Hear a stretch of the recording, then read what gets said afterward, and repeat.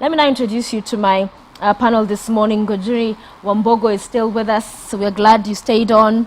Thank you. Convener of Kenya. Also with us this morning, Karen Wakoli.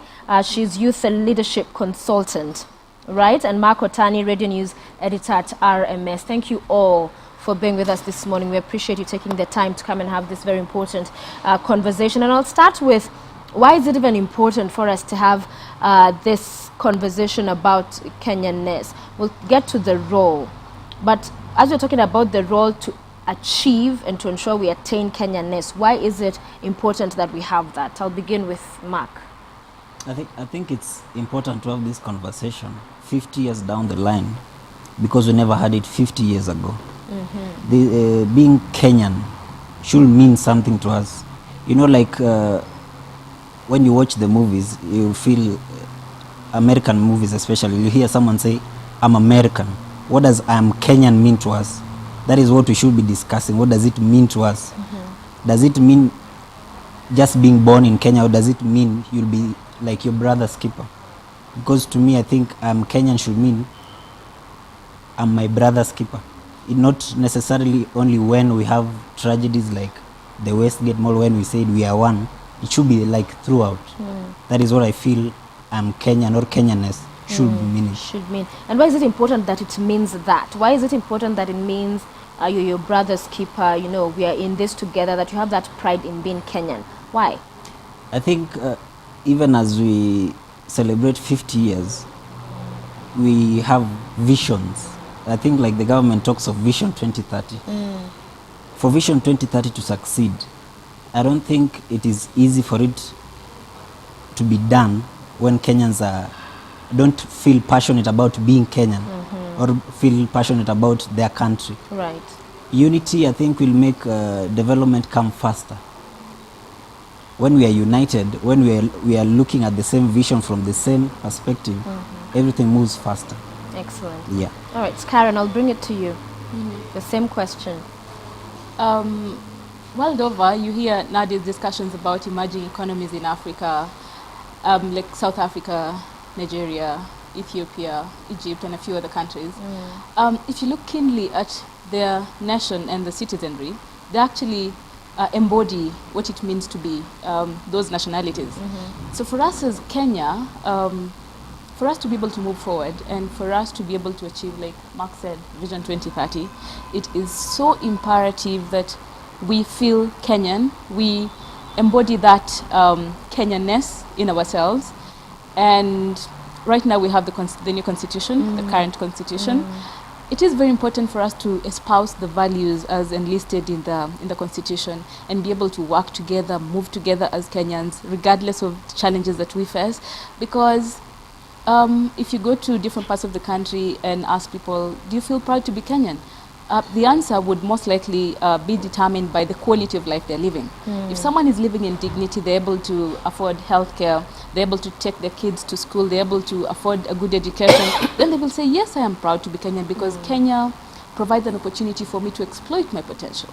But if someone is living on the edge of life, it's difficult for them to say they're Kenyan. They're Kenyan. So just the element of having an ability to exploit your potential, become the best you can be in life as a Kenyan, I think is very important. Yeah, a country that presents opportunities to all. But in Ngunjiri, the reality is we will not all be okay, successful, comfortable. There will be those of us, you know, we call hustlers, you know, struggling, and it's really part of life. But how do we still, why is it still important? I'll go back to that first before we get into the roles.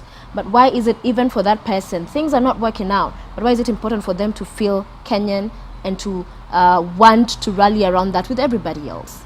I want to pick up, I want to start with something that Mark said. We're 50 years old. And the fact that we're actually having this conversation now shows a failure in our system. Because if it's taken us 50 years and we still cannot define what it means to be Kenyan, this is a conversation we should have had, and most probably the 50 years we've gone through could have been easier if we'd had this conversation immediately we got independence. When the Union Jack was coming down, when our flag was going up for the first time. I mean, when our country is an interesting place because a lot of people who were around in 1963 were not Kenyan before that. See, that's one of the things we never talk about. You were British citizens up to 1963. So anybody born before 1963 was, their first nationality wasn't Kenyan. They became Kenyan after Kenyan came into being. Right. For all of us here, I hope, born after 1963, we were born Kenyan. But we never really defined what that meant. What is the difference between the person who was Kenyan, who became Kenyan the day after 1963, after independence?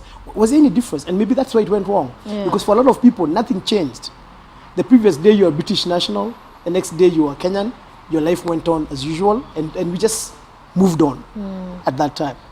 And maybe,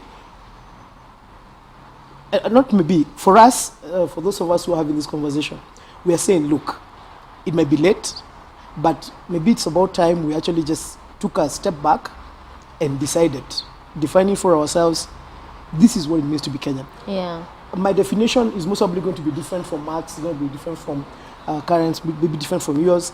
But once the conversation begins, we can all start coming together to a point in the middle where we say, actually, this is what it means. Yeah. Karen has made a very good point. Your quality of life. For some people, a lot of people, a lot of that is going to be defined by quality of life. And that's why Vision 2030 is important. And the challenge I think I'm going to give out there to Mugo Kibati and his team, they need to come back and tell us how Vision 2030 makes us Kenyan, because it brings our quality of life, it balances. Once we achieve Vision 2030, we have a certain basic quality of life that all of us can be proud of. And then you can start saying, you know what, I'm a Kenyan, because in Kenya, you don't go hungry. You, as a Kenyan, that identity must mean something. It must give you, every identity you have or you want to be part of, gives you a certain distinction, a certain pedigree. What is it that Kenyan gives us? I'm not saying it doesn't give us anything, but have you ever sat down and actually listed? As a Kenyan, I have a passport, yes. But how does that mean anything? I have an identity card. How does that? I belong somewhere. Okay. All right. Let's take this further, because we're talking about the role, what each of our role is. And let's begin to talk about the different groupings we have. And we'll start with the most basic of them all, and that's the family unit when we're talking about our society. So this is where, you grow up, you're interacting with this mostly small group of people. We have bigger families, but that is where a lot can happen. That is where a lot of this spirit of Kenyanness can be cultivated. That is also where tribalism, can be cooked up and it becomes this very hot pot. I'll begin now with you, Karen. In terms of the family unit, what is that role that is very key and that must be played by that unit? I'll begin by quoting a scripture in the Bible that says, they train a child in the way in which they should grow, and once they're grown up, they will never depart from it. That simply means that it is important for parents to take time to nurture values in their children, to bring them up in an admirable way. But in society today, you find most parents are busy going to look for bread and leaving the care of the children and the socialization of the children to the house helps, to the media, TV, radio, internet.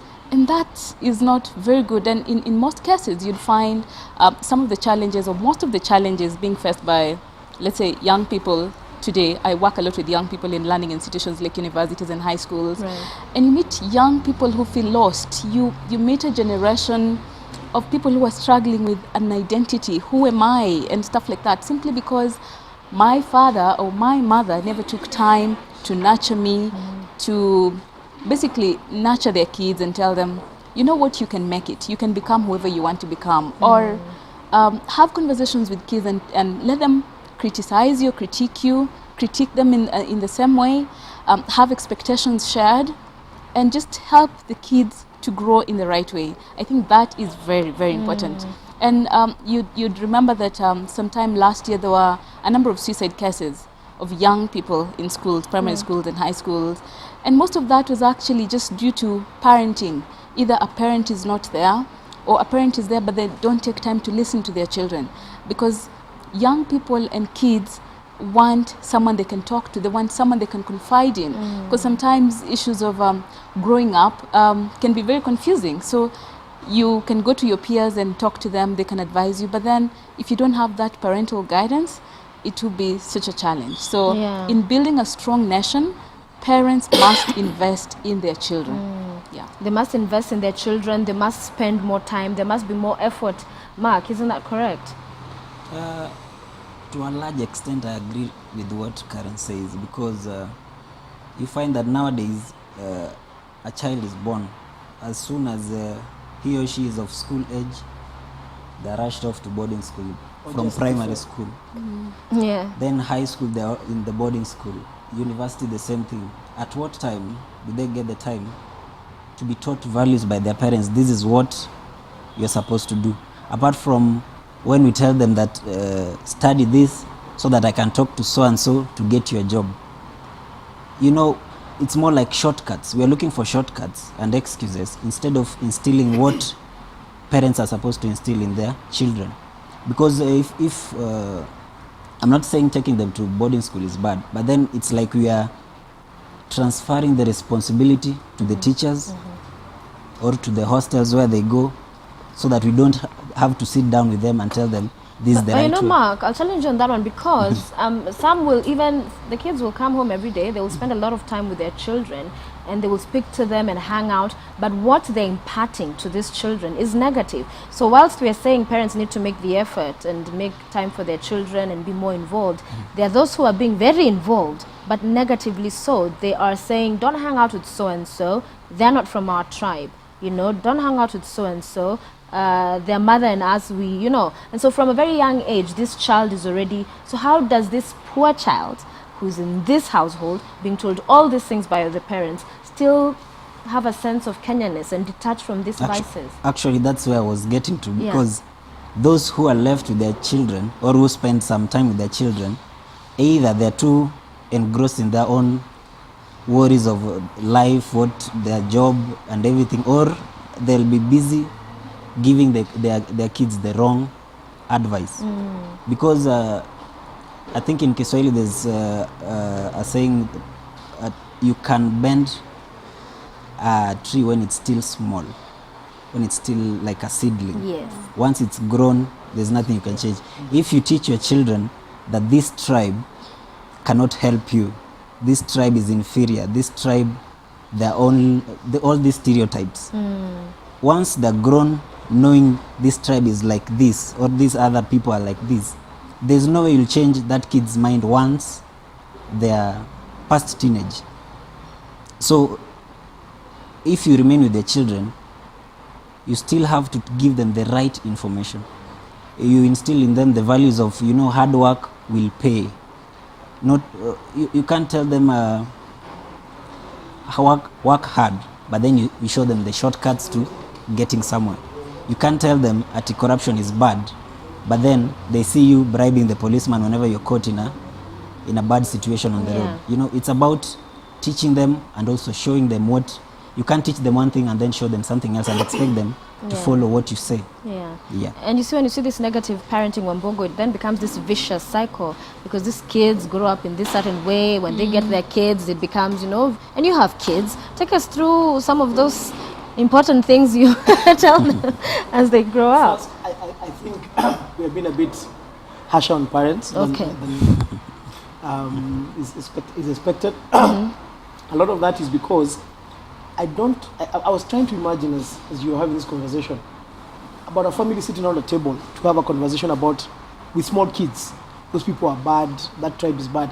I don't think it happens. I think, and if it does, it's in very, very rare cases. It happens. People start learning about bad tribes, as when they're a lot older, not when they're small children. Really? You think about very many children. Let me stop you there, because imagine this is a neighborhood. These are all homesteads. Yes. So let's say you're my child, and I tell you, don't go to Karen's house because you know of their child and she's from a different ethnic group. We see a lot of that happen in Kunjiri. So you as a kid, you wonder, why am I being told not to play? But the reason I don't is because I'm this tribe, she's that tribe, and I'm like, I don't want them to mix, those people who voted for so-and-so or who did this. It happens. But you see, this is where I think, that's why I'm saying we're going wrong, because a lot of the times, if you're living in one estate where kids are playing together, rarely will you have a situation where people have that conversation. What tends to happen is in homogeneous societies where you have a particular region that belongs to a particular community, you have it's very hard to how do you call it? A child is a very innocent person. It's very difficult to tell a child another child is a bad person, and they go to school. Most of the times, these kids go to the same school. They go to the same school, go to the same church. Your parents work at the same place or the same kind of living, the same kind of living standard. In fact, my experience has been a lot of the people who have ethnic conversations are older. And not even teenage. It's when from your 20s, especially before you get married, as you realize, start advising you who not to get married to. Then you start thinking, so those people are not, and you start wondering, how come you never told me these things when I was growing up? I know a lot of people who married across tribes who are asking, you can't tell me now I can't marry so and so from a particular tribe, and I grew up all my life playing with them. So you don't think parents are engaging or getting their children? I think the challenge that Karen gave about absent parents is a lot closer to the situation, because remember, when you're out, you're leaving your children with your help. Now, a lot of the time, the quality of education and exposure your help has is very limited. This is most probably a guy or a chick who has never left the village, who didn't go beyond primary school, if at all. Yeah. So that the work as a domestic help is the best job she could get or he could get. Now, this is a person who has grown up within a very close society, comes in, more often than not, comes from your tribe, comes in and starts bringing up your children, and puts in them her own discriminations, which are by default. She's come from a village somewhere in central or western or coast, and believes she's grown up knowing people from a particular part of the country are bad. Now, you are not there.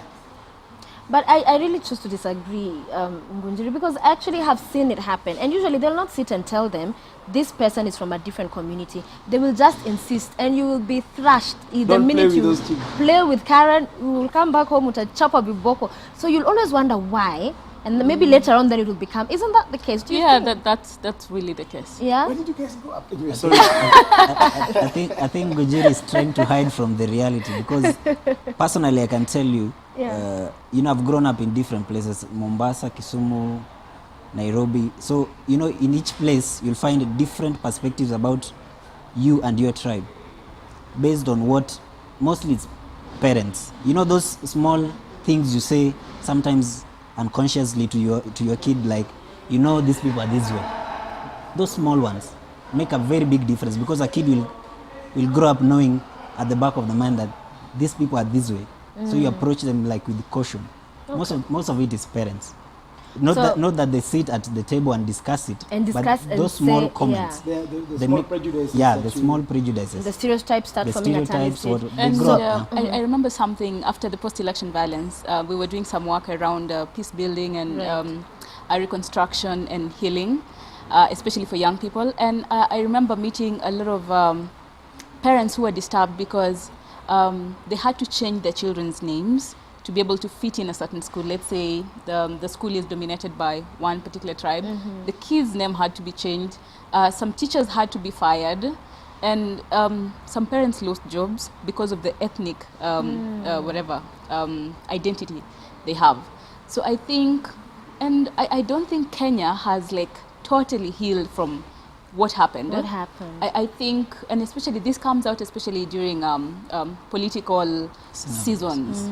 Politicians exploit that very much to just be able to perpetuate themselves in power. So I think it would be imperative for us at various levels to begin to have conversations around positive ethnicity, around just being proud to be who you are. That you could be young, you could be a woman, you could be a man, you could be from this tribe, but then you have a value you're adding to society. It's like a whole body. If the hand said, I'm too special, or the feet said, I can't do this, then the body can't function. Yeah. And I want us to move now to religious groups, but as we wind up on the family, what we are saying and what I'm hearing us talking about here is that very deliberate effort to monitor, to check conversations we're having, even the very small ones, around the table, around the house with our kids, because it happens sometimes inadvertently, but that risk is there. Ngunjiri, you see where we're coming from Yes, now? actually, there's one thing I also need to admit. Yeah. The Kenya we're living in now is from 2007.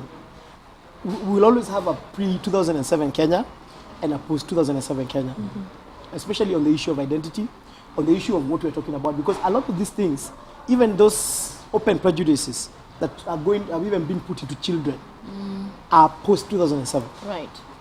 That's why I was saying, before 2007, it was very rare to find, especially within the younger generations who are bringing up young kids, people having a conversation about tribe, that you're not from that tribe. There was a lot more inclusivity to some extent, but 2007 seems to have shaken the very core of who we believe we are as a country. Yeah. And we all retrogressed back into our ethnic identities. And I don't think there's anything really bad or wrong. I mean, I'm Kikuyu and proud of it. I think the issue is, but is that it? I mean, is that it? Is that what makes me part of this country? Right. Because if that's it, then I could be Kikuyu anywhere in the world. And Yeah. but I'm here. I mean, this 254, as it's called. And what does that mean? I'm with Karen, who's from Western, and we need to be able to live together, and we'll be able to add value to each other's lives as Kenyans. And that's the Kenya conversation here. How does me in my community, I in her community, Mark in his community, yours, come together and create something that all of us can be comfortable in without anybody feeling like you're pushing them away or cutting them down. That's the conversation about Kenyanness that we are trying to have. Yeah, that indeed, despite our differences, our diversity, we're in this together. Let's move to religion. We have various religious groups in the country. I remember on Tuesday on the show, I had a discussion with a sheikh and a pastor, and we're talking about the simmering likely conflict and uneasiness between the Christians and the Muslims. They've coexisted very well in Kenya. It's been an okay relationship. But we're looking at the incident the other day in Mombasa, the killings and then the subsequent violence we saw, the burning of the church. And when you look at these two religions and how far they have come, this could be a time bomb. If this issue is not addressed, we've seen it go out of hand in other countries. So in Kenya, the role of churches, of the mosques, of the different religious groups, it's key. It's key going forward. And I'd want to hear your thoughts on this, Karen. Religion is, I think, one of the key sectors or spheres of influence in any society. Right. And I wish to quote Mahatma Gandhi in the 7 Deadly Sins, who said that one of the 7 deadly sins is actually religion without sacrifice. So religion would only become a problem if people do not understand the fundamental truth about what it means to believe in something. We have Muslims, Hindus, we have Christians, we have traditionalists, we have all sorts of religions. We have atheists. It's about a belief in something. And this whole question of strife between, let's say, religious groups in Kenya would only be a strategy by an enemy somewhere to be able to want to take Kenya back to where we are not. That we are trying to climb a certain mountain, get to where we want to get to, of course, which is Vision 2030. But then, and we have a lot of things working for us, natural resources, our human resource, our capacity. And religion, just like tribe has been exploited negatively. Let us not allow religion to be exploited to our own disadvantage, because we would go to a place we don't want to get to. See some of the countries like Mali, some of the countries like Nigeria having endless wars about Christians and Muslims. It's really sad. Let's not get there. What is your take, Mark, in terms especially of the role? Because we're seeing a lot of the youth being radicalized. And you see the challenge comes in when there's the issue of unemployment, there's poverty. And so these terror cells become very appealing. You come and say, you're going to give me a few shillings, and then they distort the message. Because as you spoke to the sheikh, it was very clear. The message Islam preaches is very different from what other people are trying to twist it around to be.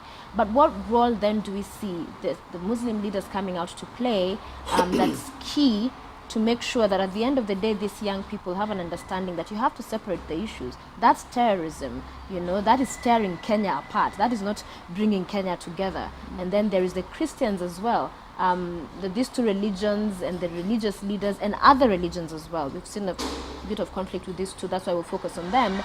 Can still coexist, but also continue preaching that we cannot have that message that is being let to go out of hand. I think for some time now I can say there's an identity crisis within religion, more so Christianity. Remember post 2007 or pre 2007 there was this whole thing about church leaders taking sides and what.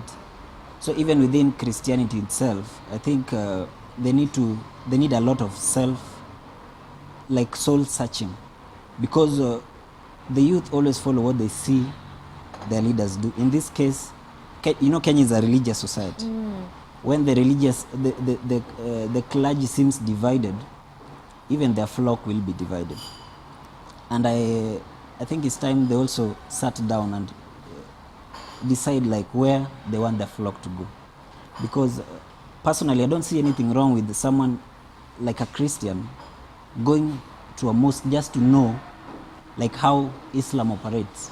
I don't see anything wrong with the sheikhs going to a church just to speak to the Christians and tell them we are together. Like the other day, the Muslim clerics came out and condemned the recent attacks and the protests in Mombasa. But then again, I think they always come out a bit late. I think they know those who radicalize the youth in the mosques. They know them. These are part of them. They know whatever happens. You don't wait for the tragedy to strike, then you condemn. Why don't you then point out this person and this person are radicalizing the youth and it's dangerous for this country? And I like that you're saying that, because that's what I asked the sheikh, and you know what he said? That's where the government needs to come in, because I put that to him, because they said, and he admitted they are aware of the people who are doing this radicalization, but they say, but what do they do? So what do you think then should be done? But who is the government? The government is you and me. If you don't help the so-called government to make you safer, which government are you blaming? I think we also need to get out of this mentality of tunaomba serikali. You cannot omba serikali. The government can't be everywhere all the time. If you know it's Ngunjiri who is inciting the youth or recruiting young boys into terrorism, why don't you tell the police it's this guy? And then it's sorted out before it comes to a Westgate.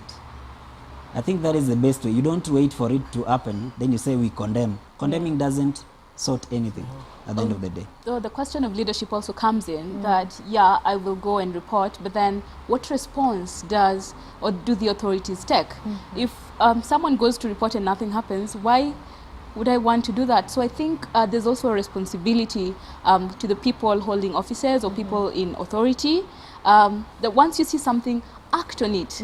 It's not a matter of just waiting or sitting there, or maybe you have no motivation and you say, no, I won't do this. But then it's about the common good for all of us. So leaders must also be able to act within that mutuality. Okay. Yeah. All right. And personally, I was thinking about this and thinking there's also something even more fundamental in that conversation about religion. Where does your first identity? Where is your first loyalty? I think, I think it applies because religion is the two most powerful centers of influence in the world. It's politics and religion. And that's why they tend never to get along, because they eat into each other's space. The leaders of each tend to be in conflict a lot. But then in a situation like this, and sometimes it's unfortunate we keep having to use America here, but it just seems to have done some things. I always remember when Obama was running for president, and his church leader, his I don't know that to call him his bishop or his reverend or the pastor of his church, went on a took a racial position. Obama actually blasted him and took a step back and even went to the extent of moving away from that church. You see, the difference there is you must create this, and that's why creating the identity of Kenya is so important, so important to us, because it starts superseding these other identities. And that's how the only way a Muslim is going to wake up and go and say another Muslim is radicalizing the youth is because he's scared that if I don't say that, this guy is going to destroy my country. Until we create that country, that identity in us, then I can't, because you're asking me to betray my brother for what? The reason why a Kikuyu or a Kalenjin or a Luo or a Luya will not stand up against another person of their tribe who is doing something that destroys Kenya is because they haven't, the balances haven't shifted. The tribe is still more important, the religion is still more important to me than the tribe. And now this is a controversial conversation, it's a controversial point to take, but if we are going to build a country that is going to be for all of us, then that country has to be important than anything else for all of us. So what role then does religion play in building that identity you're talking about? Actually, the whole conversation about religion and the country, and that's why I'm saying it's going to be very difficult for it to begin from religion, because religion tends to be in conflict with politics. My pastor would want me to say I am Christian before I'm Kenyan. You get what I'm saying? So I can't go and tell him, but what you get, I can't go and challenge his fundamental. You see, fundamentalism is the same. Now what we are suffering from as a country is Muslim fundamentalism. There are some countries in the world that suffer from Christian fundamentalism. The problem about now when somebody is preaching or radicalizing religion, they don't want you to go and tell them. Actually, in fact, they spend a lot of time telling you, your country is a passing fad. This is more important. When these people who are radicalizing the youth are telling them Islam is more important than Kenya, than Somalia, than anywhere else, than Nigeria. So this is what your religion is calling you to do. And it's even not Islam, really, because it does not teach in that fact, you see, itself. but this is because they're not being challenged. Yeah. And this is now where my really personal cry goes to the Muslim clerics, to the Muslim leadership, and telling them, I can't, as a Christian, I can't speak into that situation. Somebody from the Muslim faith must speak into that situation and challenge these people who are radicalizing the youth and distorting Islam to the youth. But then as that is happening, we must continue in our very small ways, from everywhere, in our various roles and responsibilities, to keep investing in this thing that we call Kenya, because only when it becomes strong enough for somebody to say, no, do I really want to lose this thing for that? All right. Does it become Okay. a conversation? Our time is running out, but you've talked about something very important, politics. And I want us to get into that. We hear a lot, serikali nataka ifanye. So there's a place of government, there's a place of opposition, and all leaders. We're talking about our politics. And in Kenya, it really does, I guess also around the world, does take center stage. So I'm talking about our leadership, especially now in Kenya, the minority and the government.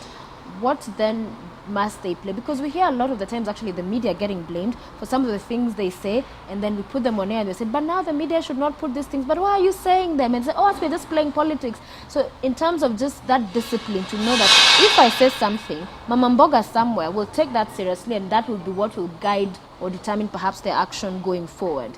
Mark? I think when it comes to politics, we have this tendency to blame politicians more than ourselves. And I think this still holds, that your leadership reflects who you are. Before you point fingers at your leaders for dividing the country, ask yourself, who are they representing? Whose wishes are they representing? If they're not representing your wishes, then why do you follow what they say? Because if a leader comes to a platform and then tells you, attack so and so, or so and so is this way, he's one, you're like 1,000 or hundreds. Why can't you then tell him, no, we can't take this message? The day you'll stop a politician from giving you the negative message is the day you'll start to see a difference. You can't entertain them and clap whenever they say they divide the country, and then you start blaming them. It's the politicians. It's you. The problem is us. Karen, but we still see that happening. We still see they go out there, they say those things, we clap and we follow them. What is wrong? Why do we continue to follow what we already know is wrong, but just because it's being said by our leaders? walking the talk, I think, is going to be so key here when it comes to both leaders, people in positions of authority, and us as a citizenry. For instance, the former American President John F. Kennedy said that ask not what your country can do for you, but ask what you can do for your country. I wish to take it further and say, ask what you can do for your country to serve you better. And like you said, a lot of times we complain about politicians and the politics, but what if they actually don't know any better? Because of the system we have had to grow up in, the system that politicians have had to be nurtured through. What if that is the only thing they know? Although that cannot be the case, because we see other better examples elsewhere in community, grassroots organizations, women's organizations, youth organizations. So you see that good leadership is actually possible. So what if, as a country, we took that question of leadership so seriously to the point that we start creating institutions that nurture good leadership, that nurture positive politicians, transformative leaders? Because if I am a leader or I'm a person in a position of authority, maybe I just went there because of tribe or clan or something else, what will give me the positive agenda to be able to push for Kenyans? I think responsibility starts with us. That we have to take that responsibility to nurture ourselves. Even sometimes people find themselves in leadership, they've been thrust into leadership or into greatness and they don't know what to do. Start learning from what you do. We make mistakes, but learn from them. And as a country also, there's this challenge of just being reactive. I think that is very bad. It's more like waiting for things to happen, and then all of a sudden we go like, okay, so what can we do in this situation? Then we start putting measures in place. I think a good leader, and you know, like they say, leadership, actually everything rises and falls on leadership. Leadership is like everything. Leadership and politics generally permeates our everyday life. It permeates how we live in our houses. It permeates our family lives. It permeates how far we can go in life, how far we can reach our goals. So we must be able to educate ourselves politically and think politically and begin to engage. Like it would be very interesting to see young people having discussions, let's say on social media, and engaging, asking questions about political parties. How do they function? How are they formed? Who are the members? How do I become a member? How do I begin to add value when it comes to voting or running for office? How do I then add value to that, either voting or running for office? It is very important to have this conversation. Gunjiri, I want you to make your comments as we also wind up the show. Our time is up. But for each of you, as you also touch on the issue of leadership, we have challenges as a country. We are diverse in religion, in tribe, you name it. Even in our own lives, we have our own personal challenges. So we don't have a perfect life. Nobody has a perfect life. There is no perfect country. We don't have a perfect Kenya. It will always have these ups and downs.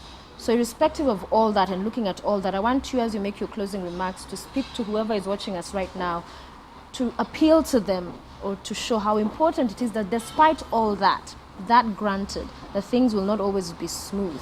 But the role is upon each and every one of us to ensure that Kenya comes first and we cultivate that Kenyanness right from childhood and in every place we are, that we each have a role to play.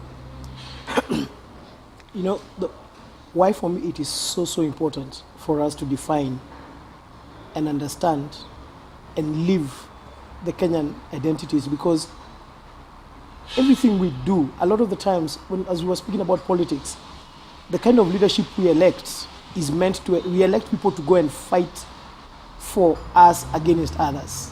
See, we every time when you're putting people in authority, it's either for them to do something for or against. So when you don't know, when you have nothing in common, then we are doing, so we as a tribe or as a religion elect representatives to go and fight for the interests of our community or of our religion or of our age group or of our agenda. So you hear women leaders are supposed to take and empower the woman. And you're wondering, take and empower the women against what? Or youth leaders, as I'm told, you must now step up and take over. So it's a very conflict-driven leadership system.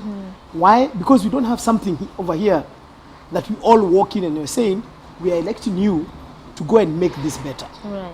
See, if we had this thing over here, if we all agreed, this is what it means to be Kenyan. And then from the tribes, from the religions, from the age groups, from the genders, we all sent the best people we knew to go and make that thing better. We would actually find our leadership turn around completely. Okay. But because you've never understood, so I send you as my representative, as a man, go and make sure the women don't take over any more positions. And the women go to make sure the men are not taking any.